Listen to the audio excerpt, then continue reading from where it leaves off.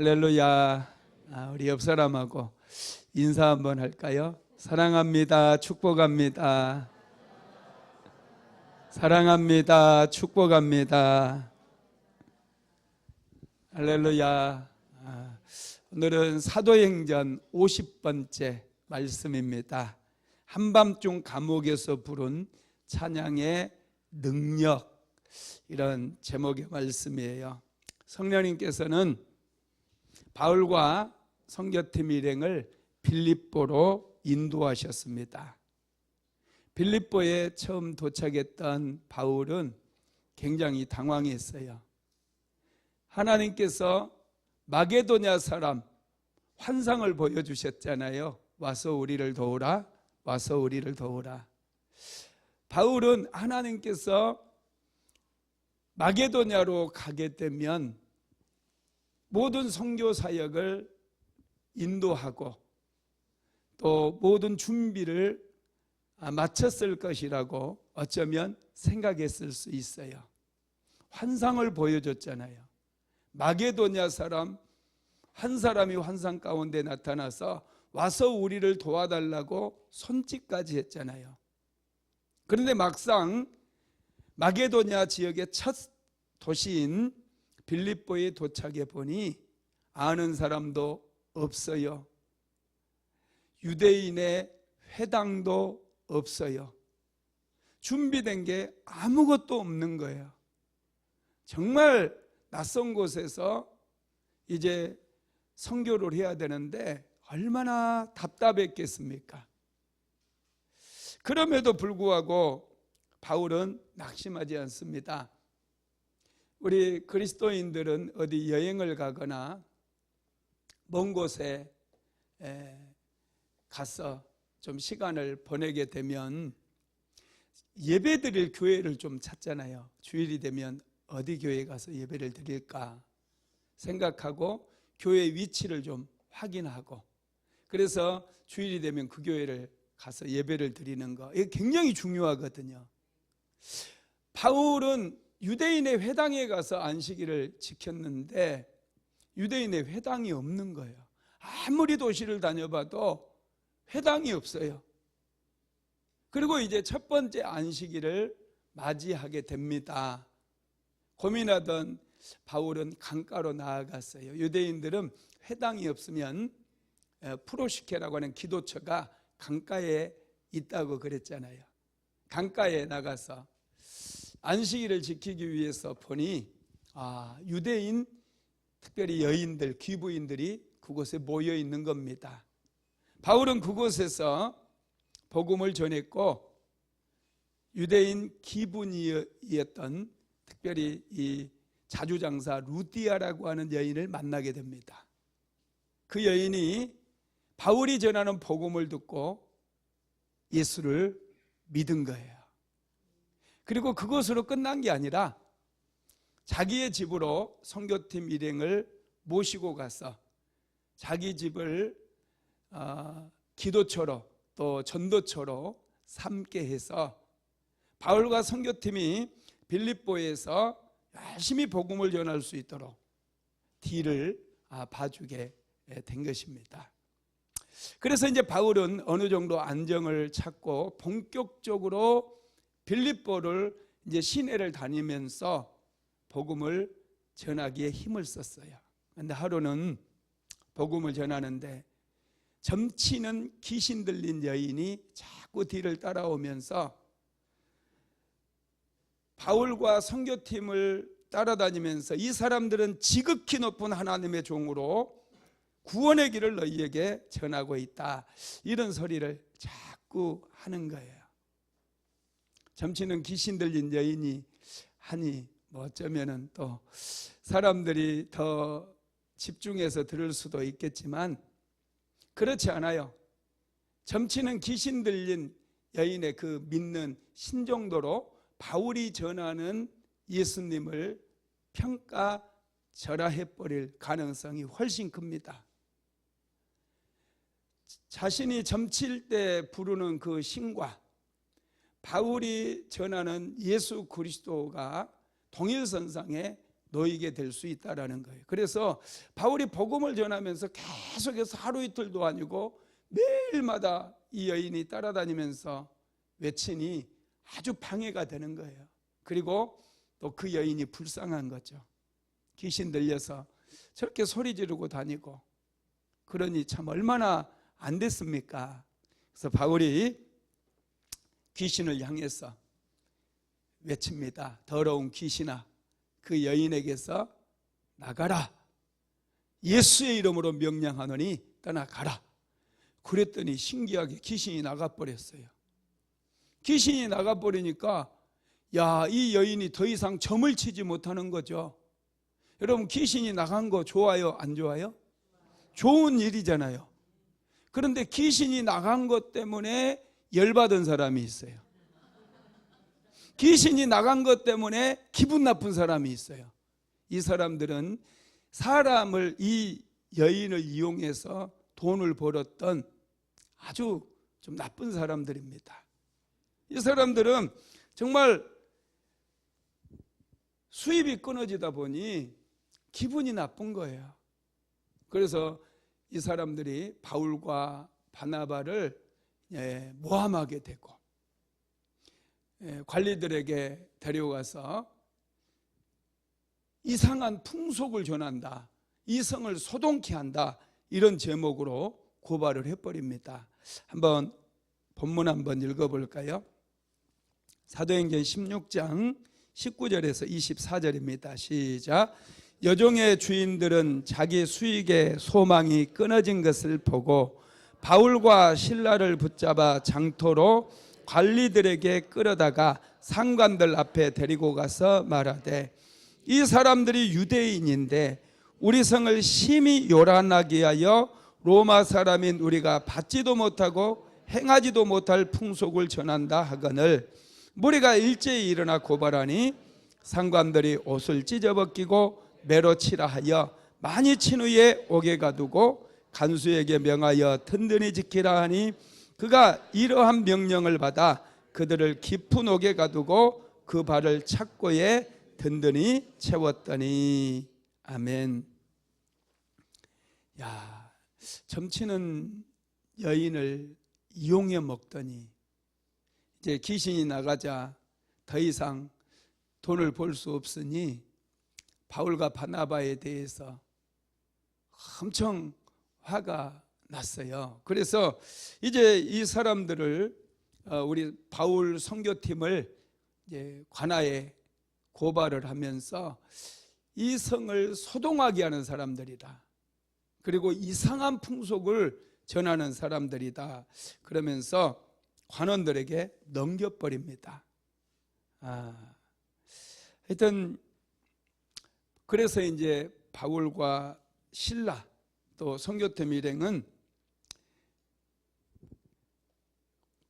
빌립보 이제 관아에 끌려가게 되고요. 그러면 관아에 끌려가게 되면 어떻게 되죠? 먼저 잘잘못을 따져야 되잖아요. 너희들 무슨 이상한 짓 했느냐? 혹시 나쁜 짓을 했느냐? 이걸 따져야 되잖아요. 이게 이제 우리는 재판이라고도 하잖아요. 이제 재판을 받아야 되는데 재판을 열지도 않고 이 사람들이 하는 말이 사실이냐, 사실관계도 확인하지 않고 그냥 붙잡아다가 이놈들 매우 쳐라 그래요. 그냥 어떤 것도 없어요. 사실관계라도 확인을 해야 되거든요. 도대체 이상한 풍습을 전했다고 하는데 그 풍속이 뭐냐, 그리고 이 성을 소동하게 했다고 하는데 그 증거가 뭐냐, 끌고 온 사람한테도 좀 물어보고 그게 사실인지 이 선교팀에게도 물어봐야 되잖아요. 그런데 전혀 물어보는 게 없어요. 그러면 뭐가 있다는 거죠? 모종의 거래가 있었다는 거잖아요. 이 돈을 썼다라는 얘기예요. 뒷거래를 한 거예요.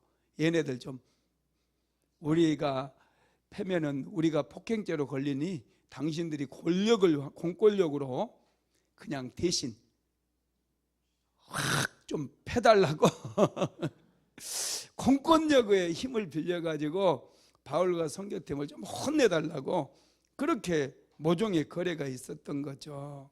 그런데 여러분, 그래서 이제 바울과 실라는 그 잘못한 것도 없이 귀신을 쫓아내준 것은 얼마나 잘한 일입니까?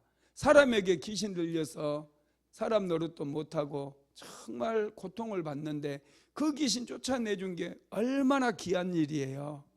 근데 좋은 일하고 그날 엄청 채찍질을 당하는 거예요. 채찍질만 당하고 풀려났으면 말도 안 해. 그냥 발에는 착고를 채우고 손에는 쇠사슬로 딱 묶어가지고 감옥에 넣어버리는 거예요. 참 기가 막히고 얼마나 원한이 맺히겠습니까? 참 기가 막힌 상황이에요. 여러분, 그런데요, 여기서 그런가 보다 끝나면 안 돼요. 여러분, 배후에 누가 있어요? 악한 영들이 있어요. 귀신들이 있다라는 거예요.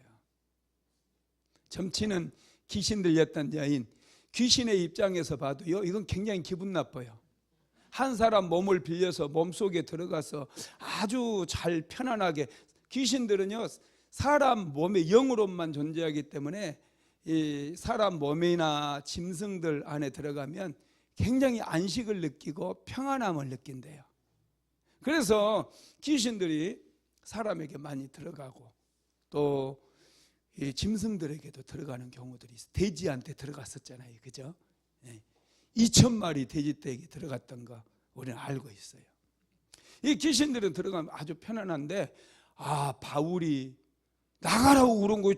자기 집 짓고 딱 사는데, 집을 딱 짓고 사는데 너무 편하고 좋았는데 바울이 나가라고 그러니까 나갔잖아요. 나갔더니 이제 이게 춥기도 하고 이게 힘들거든요. 이게 몸에 있을 때는 아주 좋았는데 나가다 보니까 막 이 떠돌아 다니는, 그래서 예수님께서도 그러잖아요. 나갔다가 떠돌아 다니다가 자기보다 더 흉악한 놈 7명 데려와 가지고 또 들어간다, 그런 말씀하셨잖아요. 이처럼 귀신이 딱 나가니까 이게 가만두면 안 되겠거든요. 그래서 그 귀신 들렸던 그 여인을 등쳐먹었던 그 사람들, 그리고 이 사람들의 돈을 먹은, 그리고 뒷거래를 한 이런 가난의 관리들 다 들어가고 바울이 복음을 전하니까 안 되겠거든요. 자기들이 그 성에서 막 견딜 수가 없거든요. 그래서 복음을 전하지 못하도록 그냥 막 채찍질부터 시키는 거예요. 사실관계를 따지지를 않았다니까요. 로마는 여러분 법이요 정말 발달되어 있는 그런 나라예요. 지금 로마 시민이라고 그러잖아요. 지금 로마가 그 지역을 다 점령했던 그런 시기고 로마 통치가 이루어지는 곳이기 때문에 로마 사람들은 항상 로마인들에게는 재판 없이 벌을 먼저 가해버리면 이 재판장이 나중에 크게 벌을 받게 되어 있거든요. 그런데 지금 이 사람들은 이 사실관계 잘잘못을 따지지도 않고 그냥 바울과 실라 선교팀을 막 채찍질을 가했다는 거예요. 이게 여러분 배후에 악한 영이 있어서 그래요. 귀신은요 이유 없이 묻지도 않고 그냥 우리를 힘들게 할 때가 참 많아요. 그래서 여러분 사도 바울은 이 사람들과 싸워야 안 싸워요? 지금 당신들 말이야 막 그러면서 핏대를 높여요, 안 높여요? 당신들 우리 때렸다가 재미없어? 나도 로마 시민권 가진 사람이야. 이렇게 바울이 얼마든지 할 수 있잖아요, 그죠? 바울에게는 로마 시민권이 있었어요. 그래서 나중에 이제 나갈 때 그 로마 시민권을 가진 사람이라고 바울이 얘기는 하긴 하거든요. 근데 지금 그 당하는 현장에서 자신이 로마 시민권을 가졌다고 얘기하지도 않고 그 사람들이 우리 왜 묻지도 않고 때리느냐, 그것도 사도 바울은 얘기하지도 않아요. 그냥 맞아요. 좀 답답하기는 해, 우리 입장에서 보면. 그런데 그냥 맞아요. 그리고 그들이 행하는 대로 바른 착고에 갇히고 손은 묶여가지고 감옥에 갇히게 돼요. 그러면 감옥에 엄청 얻어맞고 막 피가 터지고 채찍질 당했으니까 피도 나고 그러지 않겠습니까? 밥도 못 먹었어요. 밤에 뭐 채찍질 하고 너 아프지 그러면서 뭐 그러면 당신들 육개장이라도 하나 사줄까? 아니면 그 해장국이라도 먹을래? 이렇게 하고 뭐 밥이라도 사줬겠어요? 아니거든요. 하루 종일 철철 굶고 지금 얻어맞고 감옥에 딱 손발 묶여가지고 갇혀 있는 거예요. 그러면 여러분 같으면 어떻게 하겠어요? 간수장 불러와! 막 이렇게 하는 사람도 있을 거고, 그렇잖아요. 억울하니까 나 로마 시민권 가진 사람이야. 간수장 빨리 데려와! 막 이러면서 막 그래가지고 잘잘못을 따시고 사실관계를 막 사실은 우리가 그런 게 아니다 말이지. 너희들 오늘 실수한 거야. 막 이러면서 삿대질하면서 민원 넣는 사람처럼 막 이렇게 얼마든지 할 수 있거든요. 바울은 그렇게 할 수 있는 자격이 있었어요. 근데 바울은 그렇게 하지 않아요. 바울은 알더라고요. 이게 영적 전쟁이라는 것을 바울은 알아요. 그래서 혈과 육으로 싸우지 않고 사람을 상대해서 싸우지 않아요. 우리는 이 말씀에서 분명히 우리가 알아야 될 것은 바울은 영적인 세계를 분별하고 있었고 그는 혈과 육, 사람과 싸우지 않았고 그는 기도로 싸운다는 거예요. 그래서 25절 한번 읽어봅시다. 사도행전 16장 25절 시작. 한밤중에 바울과 실라가 기도하고 하나님을 찬송하며 제수들이 듣더라. 아멘. 한밤중이에요. 지금 막 배도 고프고 얻어맞았어요. 그러면 하나님께라도 하소연을 할 수 있잖아요. 하나님, 우리가 환상을 보여줄 때는 언제고 환상 오라며 와서 복음 전했는데 하나님 이럴 수 있습니까? 하고 막 삿대질하면서 하나님께 따질 수도 있잖아요. 밥이나 먹여놓고 패든지 막 그러면서 얼마든지 그렇게 할 수 있거든요. 그런데 바울은 그렇게 하지 않아요. 이게 영적 전쟁이라는 사실을 바울은 바로 안 거예요. 귀신을 쫓아낸 것 때문에 귀신이 역사한 거라는 것을 바울은 바로 캐치를 했어요. 그래서 한밤중에 이 얼마나 채찍에 많이 맞았는지 아마 제 생각에는 그래요. 기절했을 것 같아요. 기절했다가 밤중이 돼서 깨어났던 것 같아요. 그리고 자기들이 보니 깜깜하고 이 지금 감옥 안이 손발이 묶여 있는 거예요. 그래서 바울이 딱 이제 정신이 들자마자 그때부터 영적 전쟁을 선포하고 하나님께 기도하는 거예요. 바울과 실라가 기도하고 찬송하며 그랬어요. 이 기도가 점점 깊어지면서 이 기도가 어떻게 바뀌어버리냐면 오히려 하나님을 찬송하는 찬양으로 바뀌어버려요. 이게 굉장한 능력이거든요. 여러분 뭔가 힘든 일을 만나가지고 기도를 한번 해보세요. 어떤 딱 지점에 이르렀을 때 깊은 기도에 들어가서 어떤 지점에 딱 도달하면요 막 굉장한 찬양이 터져 나올 때가 있어요. 그때가 기도 응답이에요. 승리예요. 여러분 우리가 영적 전쟁에 대해서 정말 알아야 돼요. 모르면 혈과 육으로 싸워요. 사람과 싸우고 남편과 아내가 싸우고 부모와 자녀가 싸우고 형제들끼리 싸우고 교인들끼리 싸우고 목사와 장로가 싸우고 목사와 막 성도들이 싸우고 이상하게 하는 거예요. 여러분 우리는 영적인 전쟁을 알아야 돼요. 그래서 우리의 싸움은 혈과 육에 대한 싸움이 아니라 악한 영들과의 싸움, 세상의 권세자들, 이 어둠의 세상의 주관자들과의 싸움이라는 사실을 우리는 알아야 된다는 거예요. 그래서 이제 바울이 기도하고 찬양하는데 어떤 일이 일어나 버려요? 와, 죄수들이 먼저는 듣고요. 죄인들이 옆에 있는 죄인들이 다 듣고 있어요. 다 듣고 있습니다. 그리고 갑자기 막 지진이 일어나 버립니다. 옥토가 막 흔들거리더니 옥문이 확 열려 버려요. 하나님께서 역사하신 거예요. 잠을 자고 있던 간수가 깜짝 놀라서 깨어납니다. 그리고 옥문이 열려져 있는 것을 보고 죄수들이 다 도망간 줄 알고 칼을 빼어서 자결하려고 그래요. 세상에. 칼을 빼어서 자결하려고 그래. 왜냐하면 자기들이 이제 자다가 그랬으면요, 일부러 탈출시킨 걸로 생각하고 제수들 가족까지 다 죽이거든요. 자기라도 좀 먼저 가족들을 위해서 희생하려고 한 거예요. 이 간수도 참 의리가 있는 사람이야. 한번 읽어봅시다. 사도행전 16장 26절로 27절 시작. 이에 갑자기 큰 지진이 나서 옥토가 움직이고 문이 곧 다 열리며 모든 사람의 매인 것이 다 벗어진지라. 간수가 자다가 깨어 옥문들이 열린 것을 보고 제수들이 도망한 줄 알고 칼을 빼어 자결하려 하거늘. 아멘. 하나님께서 정말 감동받은 것 같아요. 그런 상황 속에서 하나님께 기도하고 채찍질 당하고 모진 고문을 당하고 지금 감옥에 갇혀있는 그런 상황 속에서도 원망과 불평하지 않고 하나님 앞에서 그들이 기도하고 영적 전쟁 싸우는 모습을 보고 하나님께서 굉장히 좀 감동받으시고 놀라신 것 같아요. 그래가지고 그냥 옥문을 그냥 에레기 하고 흔들어버려요. 감옥을 그냥 막 흔들어버려요. 그랬더니 감옥 문이 확 열리고 사람들 묶고 있는 쇠사슬이 확 벗겨져 버리고, 이 간수가 칼을 빼어서 탁 자결하려고 하니 바울이 너무 다급했잖아요. 그래서 내 몸을 상하게 하지 말아라. 우리가 다 여기 있다.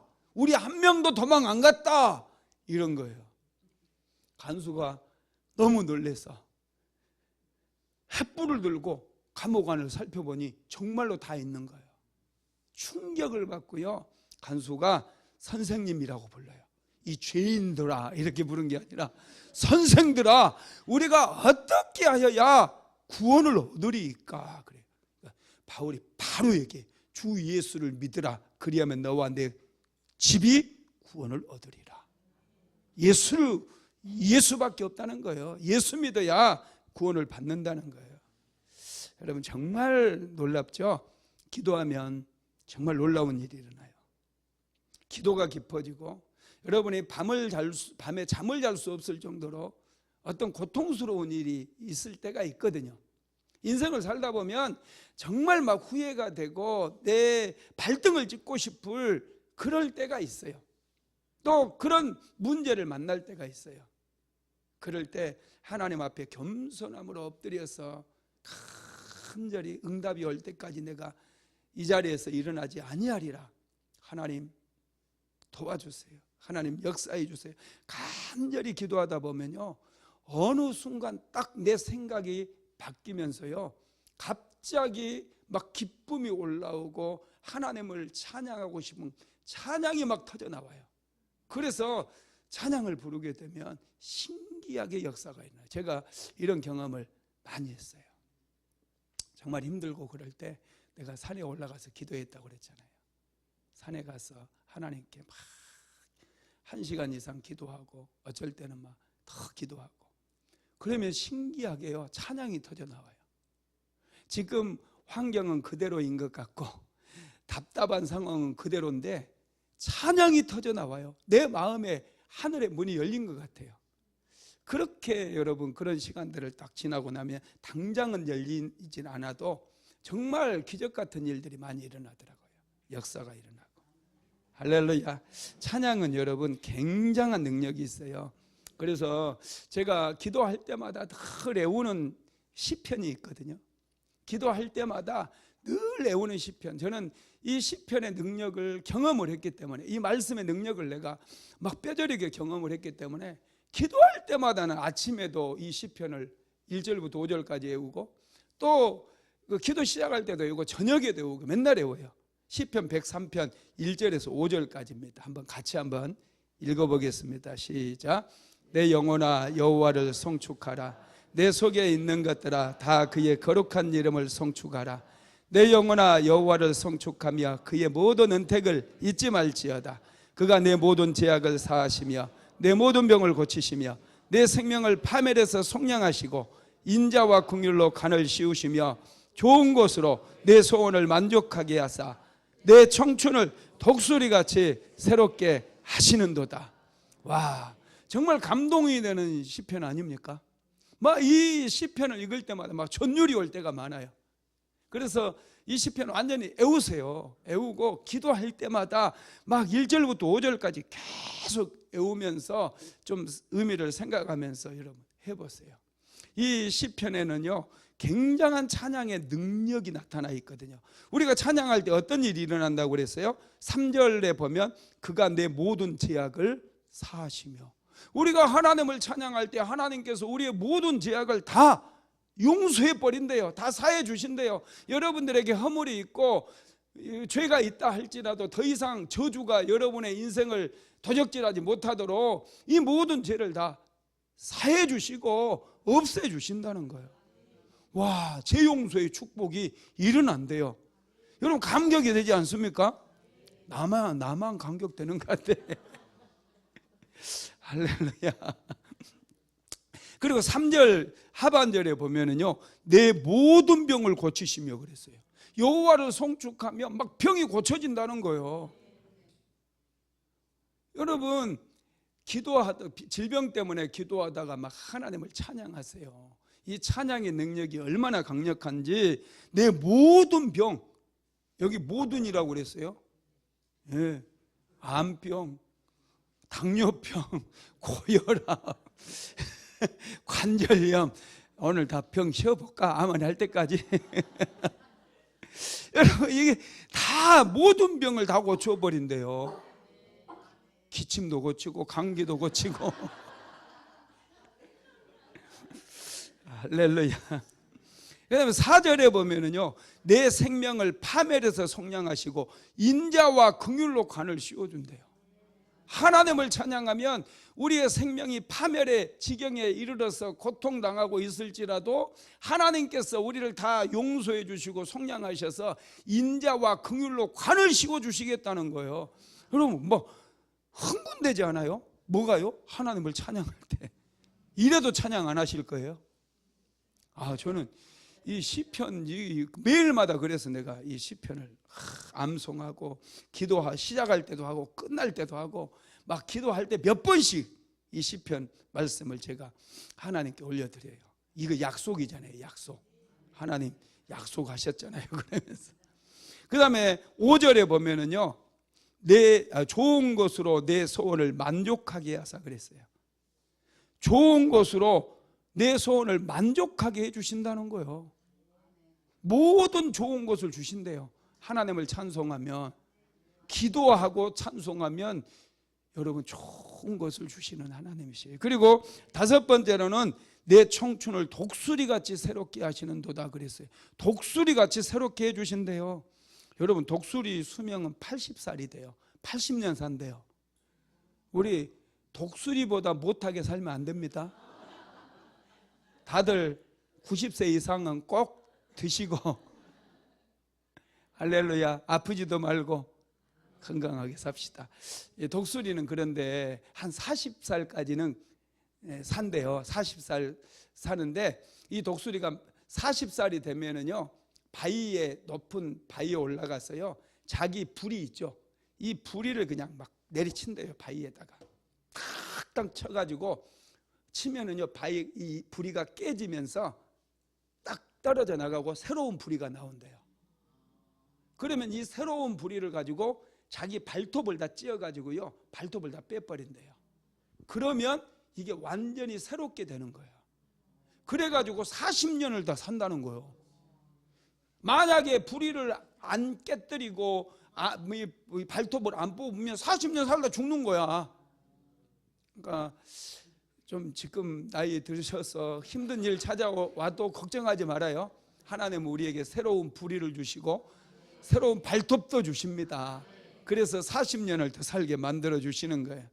그러니까 여러분 이 독수리같이 새롭게 우리를 만들어 주신다는 것은요 우리를 완전하게 또 내가 비록 지금 실패된 모습이고 별 볼 일 없는 그런 모습이라 할지라도 하나님께서 나를 독수리처럼 새롭게 해주셔가지고 다시금 인생의 전성기가 찾아올 수 있도록 그렇게 만들어 주신다는 거예요. 이 비밀을 알았던 분이 다윗이에요. 다윗. 그래서 이 시편 103편도 다윗이 지은 시편입니다. 다윗은 가는 곳마다 하나님의 이름을 불렀을 뿐만 아니라 그는 하나님을 찬양했어요. 수금으로 연주하면서 하나님을 찬양했다라는 것입니다. 찬양에는 이렇게 능력이 많아요. 여의도 순복음교회가 여러분 세계 최대의 교회가 될 수 있었던 것은요, 성도들이 엄청나게 찬양 불렀어요. 잘 모르시죠? 우리 작은 누나 집에서 학교도 다니고 그곳에서 좀 살았었는데, 이 아줌마들 구역 예배 오거든요. 구역 예배 오면은 기본 1시간 보혈 찬양 불러요. 언제 끝나나? 방에서 나는 끝나기만을 기다리는데 끝이 안 나요. 구역 예배 2시간 드리거든요. 근데 찬양을 1시간씩 불러요. 뭐 그냥 찬양도 아니에요. 박수 치면서 예수 십자가에 흘린 피로서 뭐 얼마나 빠르게 그거 반복해서 막 계속 자기들 아는 찬송 다 부르는 것 같더라고요. 4분의 3박자도요 4분의 4박자에 맞춰버려요.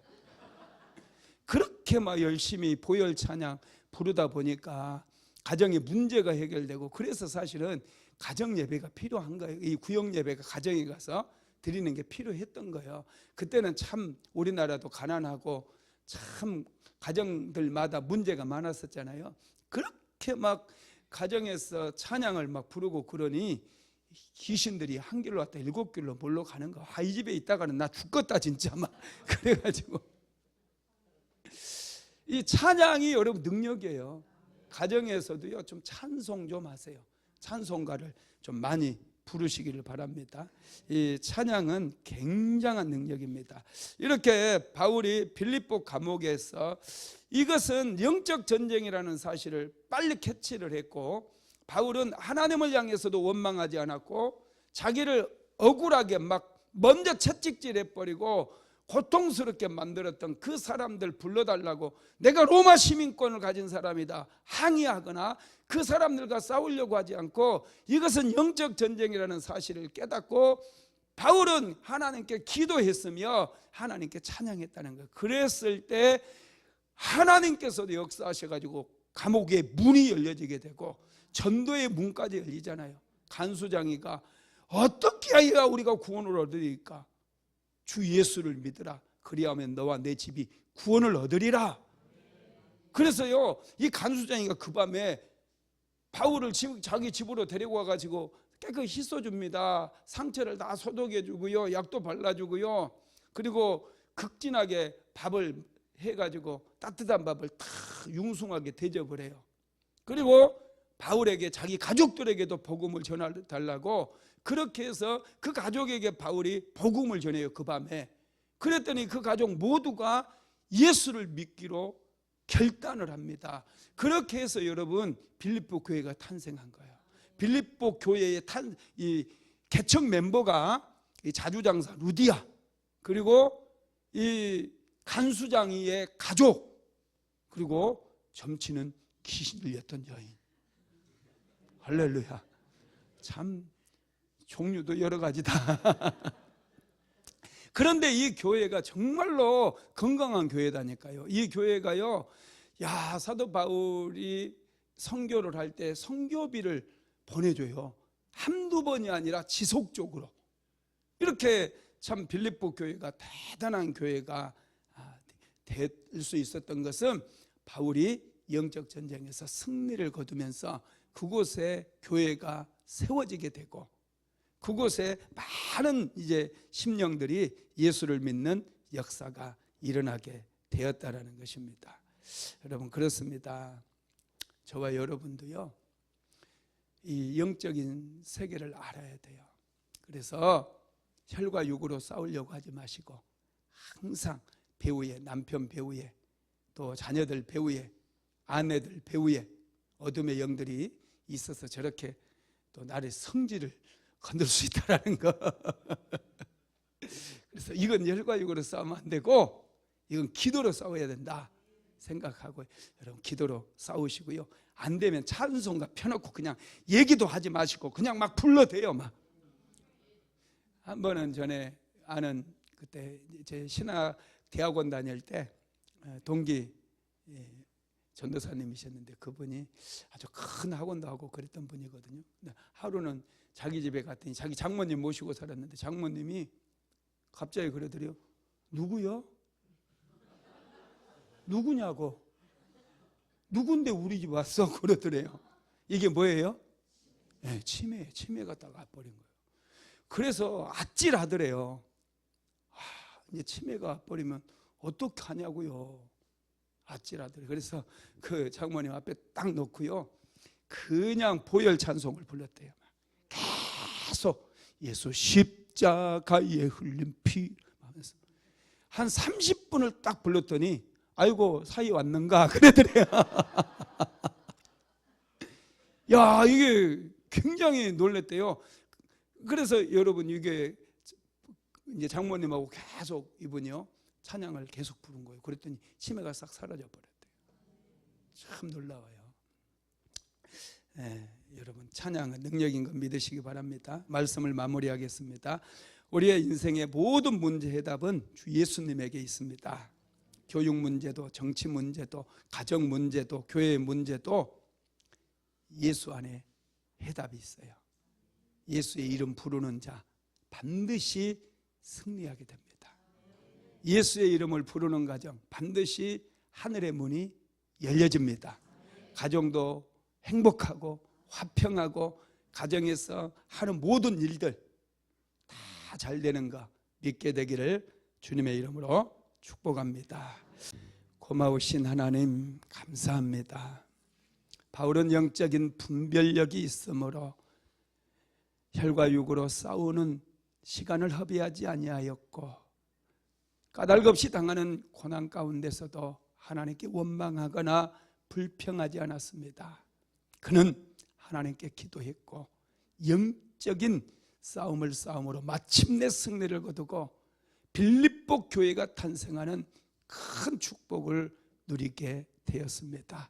사랑하는 성도들에게도 큰 깨우침이 있게 하시고 말씀이 능력이 되어서 가정에서도 또 교회에서도 또 직장에서도 세상 속에서도 영적인 분별력을 가지고 날마다 믿음의 선한 싸움을 싸워서 승리함으로 인생 속에 하늘의 문이 열려지고 하나님께서 부어주시는 놀라운 은혜와 축복이 넘쳐날 수 있도록 도와주시옵소서. 예수님의 이름으로 기도드리었습니다. 지금은 우리 주 예수 그리스도의 무한하신 은혜와 아버지 하나님의 극진하신 사랑하심과 보혜사 성령 하나님의 감화감동 충만케 하시는 역사가 오늘도 사도 바울처럼 믿음의 선한 싸움을 싸우기를 간절히 소망하는 하나님의 모든 권속들 위에, 사랑하는 순복음 안디옥교회 모든 성도들 가정 위에, 자녀들 위에 이제로부터 영원토록 함께 계실지어다. 아멘.